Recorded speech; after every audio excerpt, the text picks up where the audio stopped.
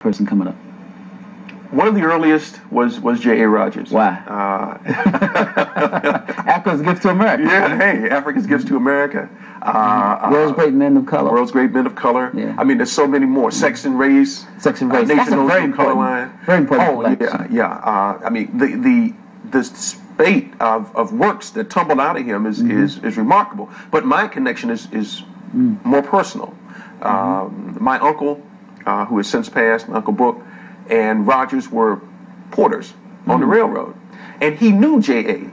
And I feel bad that I wasn't in the J.A. when my uncle and Jay was still alive, Superman still hanging out. Superman the Man. That reminds That's right. Me of. Conversation with a railroad porter and a passenger on a train.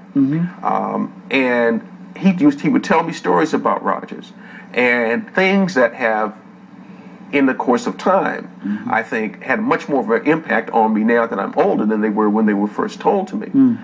John Hope Franklin's work, From Slavery to Freedom, is a seminal influence on how I would begin to study and research history.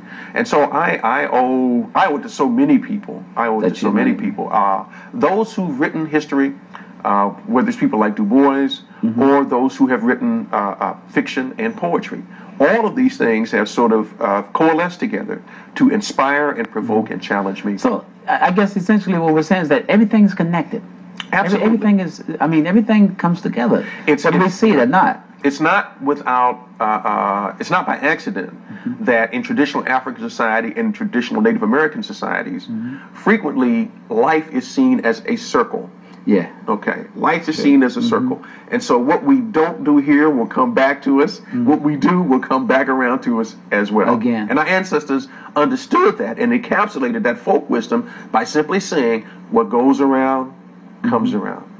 But as a historian coming up, as a young historian coming up, how do your peers, how do your peers, how they look at you? Like, man, he weird. You know, why is he, dabbing in this? Yeah, well, I got called the normal names, bookworm and what have you.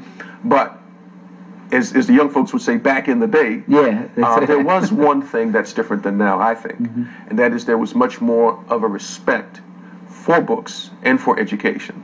Somehow we've taken a sharp left turn at the signpost that says future, and we've gone in the direction of thinking that education is somehow not important, that history is no longer valid, that if it didn't happen to me, it doesn't matter. That we personalize everything. Yeah, that people, if you crack a book, you somehow, that's deviant behavior, or you're acting European.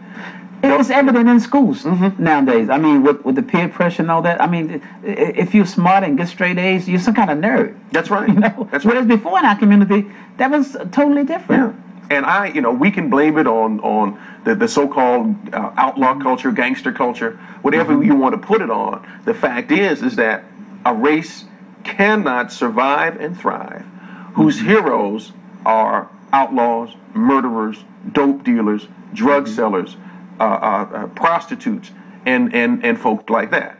If we honor these people, if we praise these people, and one quick example, there's a movie out not too long ago called Hoodlum. Yes. It purported to tell the story of Bumpy Johnson, a Harlem Numbers King. Yes. Well, the truth of the matter is, and Bumpy Johnson, who died in July of 1968. Critics didn't like it, but I mean, it was fine as a work of fiction. Yes. But there are those who think that's the way it really happened, and it didn't. It did not. And I cannot lionize Bumpy Johnson, even though he was an extraordinarily talented gangster. Yeah. I mean, his work appeared, and his poetry appeared in Freedom Waves magazine, which is a big black artistic magazine in the 60s. But he's so deaf to his own people. And I think that we have to, at some point, get off of this tip about glorifying those folks who did more damage than good. There's no one is all bad, no one's all good.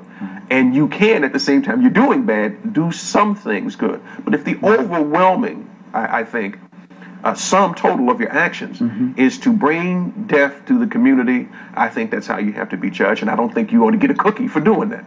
It seems like is life imitating art, or art imitating life, when you think about the culture of African Americans in this country, whether it's literature, whether it's film, always seem to be a reflection of what's going on. And that's one of the things that art is supposed to do. It's supposed to reflect what's happening in the popular mind. However, it is the state of the mind that is reflected that history gets to be important, and science gets to be important, and art gets to be important. And so what we have to do as educators, this show is an educational tool. You are an artist and you have artists on your shows. Is that we have to hew to a higher standard. We have to we can't simply cop out and say, well, what we did before. We have to confront young people and say that if all you think you are is a basketball player, or you praise dope dealers, or that's wrong. These people have never, they won't promote a revolution. We need people to get back in school, to stop engaging in negative behavior, and we need young men and young women who are, again, historically conscious, culturally aware, and who understand that the images that they get for behavior, whether we get it from the TV shows, whether Martin or a show like that, or Hoodlum, or Dead Presidents or something like that, that there are other options. And they need to study the historical culture of African people to understand that we didn't come to this country dope dealers. We didn't come to this country basketball players. And that there's very many more options than we think we have that we can use to turn our lives around and set our feet on solid ground. And that's a